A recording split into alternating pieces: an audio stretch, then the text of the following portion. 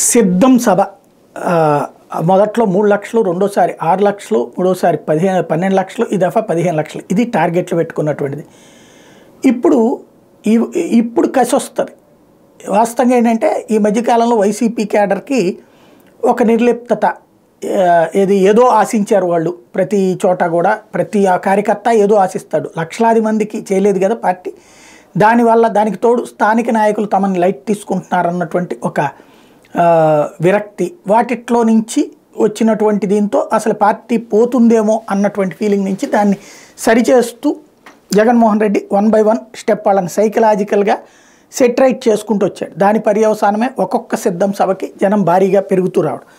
ఇక ఇప్పుడు కసి ఎందుకు వస్తుందంటే జగన్ శత్రువులు అంతా ఒక్కటయ్యారు.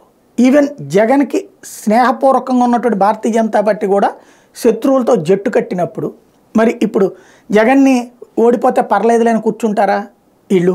నెంబర్ 1. రెండవది, ఇవాళ కనుక పార్టీని కాపాడుకోకపోతే, పార్టీని బతికించుకోకపోతే ప్రమాదం అన్నది వస్తుంది. ఇప్పుడు తెలుగుదేశం శ్రేణులు వాస్తవంగా మొన్నటిదాకా లైట్గా ఉన్నటువంటి వాళ్ళు ఎలక్షన్స్ టైంకి వచ్చేటప్పటికి విదేశాల నుండి పెద్ద ఎత్తున ఫండింగ్ పంపిస్తున్నారు, పెద్ద ఎత్తున దిగుతున్నారు ఇక్కడికి. ఎందుకని?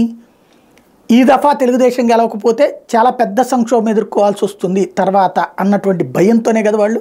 ఇప్పుడు అదే పని ఇక్కడ జగన్మోహన్ రెడ్డికి ఉంటుంది కదా. ఈ దఫా కనుక మనల్ని దిగితే, పార్టీ దిగిందంటే రేపొద్దున పక్కన రెడ్ డైరీ అంటూ లోకేషు, అలాగే వేటాడతామని స్థానిక తెలుగుదేశం నేతలు హెచ్చరిస్తుంటే వీళ్ళందరూ సేఫ్గా ఉండగలుగుతారా అప్పుడు?